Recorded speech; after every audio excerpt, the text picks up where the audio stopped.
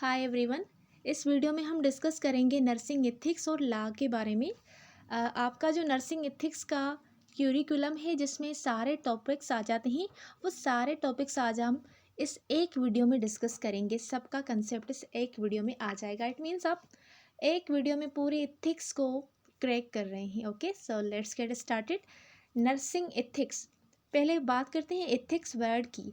Basically ethics वो principles होते हैं जो इंडिविजुअल्स को गाइड करते हैं, उसके बिहेवियर को मेंटेन करने में उसको हेल्प करते हैं वो प्रिंसिपल, ताकि वो अपने डिसीजन मेक कर सके और दूसरे लोगों के साथ उसके इंटरेक्शन किस तरह से हैं, ये सारा कुछ एथिक्स उस पर्सन को सिखाते हैं। ये तो सिंपल मीनिंग है एथिक्स की। अब बात करते हैं नर्सिंग एथिक्स की।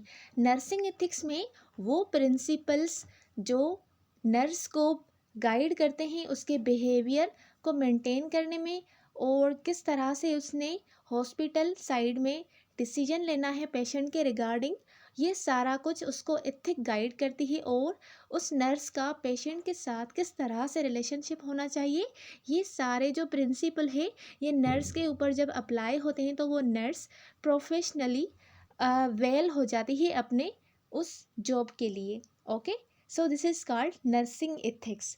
उसके बाद हम डिस्कस करते हैं प्रिंसिपल ऑफ और एथिकल प्रिंसिपल। एथिकल प्रिंसिपल में हमारे पास पहला जो प्रिंसिपल आता है वो है ऑटोनॉमी। ऑटोनॉमी में हम रिस्पेक्ट करते हैं इंडिविजुअल की राइट की to make their own decision. For example, यहाँ पर कोई नर्स है जो पेशेंट को बोल रही है कि उसको मेडिसिन भी लगनी है, यानी उसको टेबलेट भी देनी है और इंजेक्शन भी लगनी है। तो वो ऐसा नहीं कर सकती कि अपनी मर्ज़ी पर उसको इंजेक्शन लगा दे। क्या पता उस पेशेंट को इंजेक्शन से फियर हो, तो वो पहले उससे उसकी मर्ज़ी पूछेगी। तो आइदर वो टेबलेट को प्रेफर करता है या फिर वो इंजेक्शन को प्रेफर करता है। तो जो मर्ज़ी उस पेशेंट की होगी, हमने उसकी मर्ज़ी की रेस्पेक्ट करनी है, और उसके बाद लास्ट में जो उस पेशेंट का डिसीजन होगा उसके हिसाब से हमने उसको केयर देनी है। तो ये नर्स का काम है। अगर उसको ऑटोनॉमी होगी, यानी एथिकल ये एक प्रिंसिपल है ना, अगर उसको ये एथिकल प्रिंसिपल होगा तो इसकी मदद से वो क्लाइंट या फिर पेशेंट की जो उसकी ओवन विल है, उसका ओवन डिसीजन है, उसकी रेस्पेक्ट करेगी। इसको हम बोलते हैं ऑटोनॉमी। नेक्स्ट हमारे पास एथिकल प्रिंसिपल आता है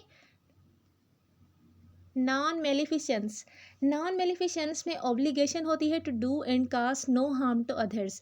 इसमें जो नर्स है वो अपना काम ऑब्लिगेशन से करती है और इस तरह से नहीं करती कि उसको कोई हार्म पहुँचे, यानी नुकसान पहुँचे। तो यानी आपने जो भी काम करना है वो ऑब्लिगेशन के साथ करना है, without any harm to others, यानी कोई किसी भी तरह का उस पेशेंट को नुकसान नहीं पहुँचना आपकी वजह से। तो इसको हम बोलते हैं नॉन मेलिफिशेंस। देन हमारे पास प्रिंसिपल आता है बेनिफिशेंस। बेनिफिशेंस का मतलब है duty to do good to others, यानी आपने दूसरे लोगों के साथ अच्छा बर्ताव रखना है। यानी अगर आप एक नर्स हैं तो आपका जो रिलेशनशिप है या फिर जो इंटरेक्शन है, कम्युनिकेशन है, वो गुड होनी चाहिए आपके पेशेंट्स के साथ और जो ड्यूटी पर दूसरे स्टाफ नर्स हैं उसके साथ। तो बेनिफिशेंस का मतलब है आप किसी के साथ अच्छा बर्ताव रखें, किसी के लिए अच्छा काम करें। तो इसको हम बोलते हैं बेनिफिशेंस। नेक्स्ट है जस्टिस। जस्टिस का मतलब है distribution of benefits and service Fairlie. आपने जो डिस्ट्रीब्यूशन करनी है बेनिफिट्स और सर्विसेज की, वो फेयरली करनी है, इक्वली करनी है। ऐसा नहीं है कि आप अगर नर्स हैं तो एक पेशेंट को आप ज़्यादा केयर दे रही हैं क्योंकि वो आपका फ्रेंड हो सकता है या फिर आपका रिलेटिव हो सकता है। किसी भी काज की वजह से आप एक पेशेंट को ज़्यादा सर्विसेज या फिर ज़्यादा केयर दे रही हैं और दूसरे को ज़्यादा नहीं दे रही, तो आप ये इनजस्टिस कर रही हैं, आप फेयरली डिस्ट्रीब्यूशन नहीं कर रही। तो ये क्या हो गया, इनजस्टिस हो गया। तो एज अ नर्स या फिर as a ethical nurse you have to follow this ethical principle justice. आपने पेशेंट्स में जस्टिस रखना है, इक्वली सबको जो उनकी नीड है केयर के लिए, वो केयर आपने उन सबको प्रोवाइड करनी है। देन है हमारे पास एथिकल प्रिंसिपल वेरासिटी। वरासिटी का मतलब है obligation to tell the truth. जो उनकी कंडीशन से रिलेटेड ट्रुथ है वो आपने उसको बताना है, यानी आपने सच्चाई रखनी है उनके साथ। इसको हम बोलते हैं veracity. Again this is the ethical principle, और ये भी एक एथिकल प्रिंसिपल एथिकल नर्स में होना चाहिए। देन लास्ट एथिकल प्रिंसिपल है हमारे पास fidelity. Fidelity means following through with a promise, यानी जो आपने प्रोमिस किया है उसको आपने फॉलो करना है, इसको हम बोलते हैं fidelity. Okay, so this was the principles, और you can say ethical principles. Then हम डिस्कस करते हैं पेशेंट्स राइट। पेशेंट राइट यानी पेशेंट के कौन से राइट हैं जो एज अ नर्स या फिर एज अ हाउस ऑफिसर और health care professional you have to provide these rights to the patient. So right क्या है, यानी जो पेशेंट के राइट हैं, पहला तो उसका राइट है प्राइवेसी। उस पेशेंट को हमने प्राइवेसी देनी है, क्योंकि बहुत सारे प्रोसीजर ऐसे होते हैं जिनमें पेशेंट को प्राइवेसी की नीड होती है, या फिर बहुत सारे इंटरव्यू या फिर असेसमेंट के लिए जब हम उनसे क्वेश्चन करते हैं तो उस दौरान वो ज़्यादा लोगों में अपनी बात सही से नहीं कर पाते, तो इसीलिए हमने उन पेशेंट को प्राइवेसी देनी है, क्योंकि ये उनका राइट है। Then right to considerate and respectful care. हमने ये भी उनका राइट है कि हमने उनको कंसिडर करके उनको रेस्पेक्टफुल केयर देनी है। ऐसा नहीं है कि हम उनके ऊपर कोई अ, क्या बोलते हैं इसको, यानी रेस्पेक्ट से आपने उनको केयर देनी है। देन बी इन्फॉर्म्ड, जो भी आप काम कर रहे हैं और उनको आपने इन्फॉर्म करना है, क्योंकि ये भी उनका राइट है। Then right to know the names and rules of the person who are involve in the care. ये भी उस पेशेंट का राइट है कि उसकी केयर में जो लोग हैं और जिन लोगों का काम है यानी रोल है, ये सारा कुछ उस पेशेंट को पता होना चाहिए, क्योंकि ये भी उसका राइट है। देन राइट टू कंसेंट और रिफ्यूज़ ट्रीटमेंट, यानी कंसेंट का मतलब है वो कोई प्रोसीजर करवाना चाहता है तो ये उसकी मर्ज़ी है, आपने उससे पहले पूछना है, उसकी एग्रीमेंट लेनी है। एंड अगर वो किसी ट्रीटमेंट से रिफ्यूज़ कर रहा है तो ये भी आपने उनसे पूछना है, क्योंकि ये भी उसका राइट है। Then right to have an advance directive, आपने उसका ये भी राइट है कि उसको एडवांस डायरेक्टिव मिलनी चाहिए।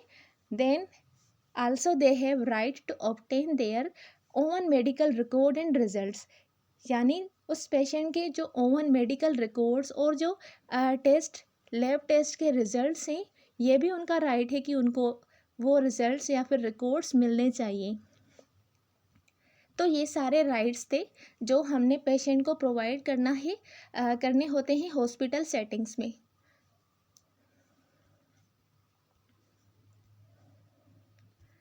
उसके बाद डिस्कस करते हैं हिप्पा को। Okay, now what is HIPA?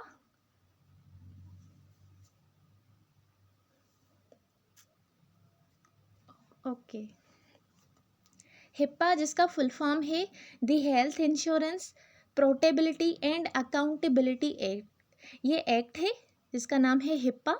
अब इसका क्या मतलब है, इसने क्या बोला था? Client record are private and they have the right to insure the medical information is not shared without permission. इसने बोला कि जो क्लाइंट के रिकॉर्ड्स हैं वो प्राइवेट हैं, और उसके अलावा उनको ये राइट है कि वो अपने मेडिकल इन्फॉर्मेशन को इंश्योर करें कि उनकी जो मेडिकल इन्फॉर्मेशन है उनकी परमिशन के बगैर किसी से शेयर नहीं करनी, यानी उनको कॉन्फिडेंशियल रखना है, प्राइवेट रखनी है उनकी सारे रिकॉर्ड्स। उसके अलावा all health care professional must inform the client how their health information is used.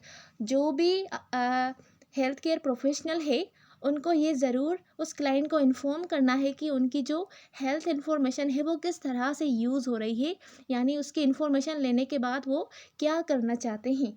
Then the client has the right to obtain a copy of their personal health information. अब जो client है hospital में उसको ये right है कि वो अपनी पर्सनल हेल्थ इन्फॉर्मेशन की जो कॉपी है उसको अपने पास रखे।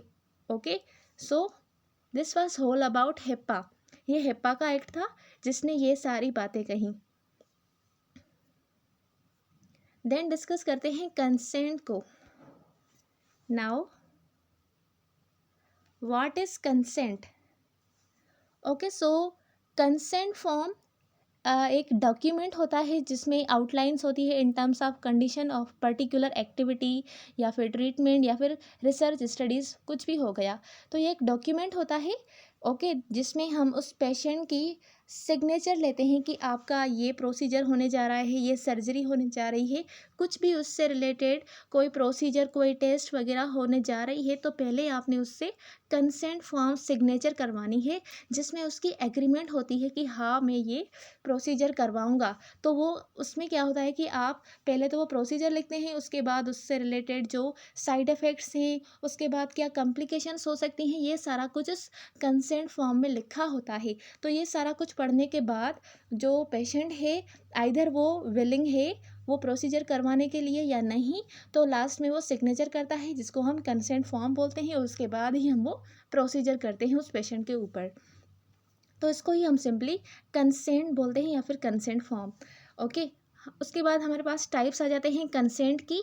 So number one is admission agreement, यानी क्या वो एडमिशन के लिए एग्री है, तो उसके लिए भी एक कंसेंट होता है जिसको हम एडमिशन एग्रीमेंट बोलते हैं। देन है इम्यूनाइजेशन कंसेंट, इम्यूनाइजेशन के लिए क्या वो इम्यूनाइज होना चाहता है, तो उसके लिए भी कंसेंट होता है। Then blood transfusion consent, blood को ट्रांसफ्यूज़ करने के लिए भी हमने उनसे उनकी एग्रीमेंट पूछनी होती है, तो अगर वो एग्री हैं तो उसके बाद अगेन हम कंसेंट फॉर्म यूज़ करके सिग्नेचर करके उसको ब्लड ट्रांसफ्यूज़ करेंगे, जिसको हम ब्लड ट्रांसफ्यूजन कंसेंट बोलते हैं। देन सर्जिकल कंसेंट, जो सर्जिकल प्रोसीजर के लिए यूज़ होता है, इसमें हम सर्जरी से रिलेटेड जो साइड इफ़ेक्ट्स, जो कॉम्प्लिकेशंस होती हैं, वो सारे कुछ लिख कर उसको देते हैं। उसके बाद अगर वो सर्जरी करवाने के लिए विलिंग होता है तो वो सिग्नेचर करता है, और इसको हम बोलते हैं surgical consent. Then research consent, किसी रिसर्च स्टडी के लिए जो हम करते हैं तो उसके लिए भी हमें एग्रीमेंट की नीड होती है, तो इसको हम रिसर्च कंसेंट बोलते हैं। Then there is special consent, जो कि स्पेशल चीज़ों के लिए होता है। So these are the types of consent. Okay, further इसके बारे में डिस्कस करते हैं कंसेंट के बारे में। Treatment can not be done without a client consent, अब जो हमने ट्रीटमेंट स्टार्ट करनी है वो क्लाइंट के कंसेंट के बगैर नहीं यूज़ करनी। पहले उसकी मर्ज़ी होनी चाहिए, उसकी सिग्नेचर होनी चाहिए, विलिंगनेस होनी चाहिए उसकी उस मेडिसिन्स के लिए, उसके बाद ही हमने ट्रीटमेंट को स्टार्ट करना है। Okay, in the case of an emergency when a client can not give consent, then consent is implied through emergency law. अब इसका मतलब है जो पेशेंट है वो अनकॉन्शियस है, इमरजेंसी स्टेट में है, वो कंसेंट फॉर्म नहीं फिल कर सकता, सिग्नेचर नहीं कर सकता, तो उस कंडीशन में हम कंसेंट के लिए इमरजेंसी लॉज को इम्प्लाइड करेंगे।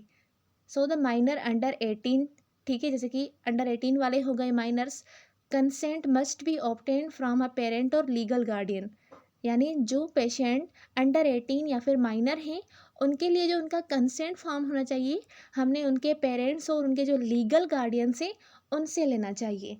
Okay, then last point about consent form is before signing the consent the client must be informed of following risk, ठीक है, जैसे वो साइन करे उससे पहले आपने उससे रिलेटेड जो रिस्क हैं या फिर उससे उस सर्जरी के बेनिफिट्स हैं, ट्रीटमेंट्स, प्रोसीजर क्या है, उसका प्लेन केयर क्या होना चाहिए, ये सारा कुछ आपने उसको सिंपल लैंग्वेज में डिफाइन करना है, ताकि जो क्लाइंट है वो क्लियरली अंडरस्टैंड कर सके कि हमारे साथ क्या होने जा रहा है।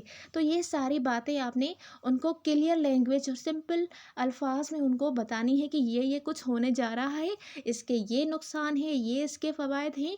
तो उसके बाद जब वो समझ जाएगा उसके बाद ही उसने उस पर सिग्नेचर लेनी है आपने। So this is the rule for signaturing the consent form. So this was the whole about ethics. I hope कि आपको आज की वीडियो क्लियर हो गई होगी। मिलते हैं अगली वीडियो में, तब तक के लिए अल्लाह हाफिज़।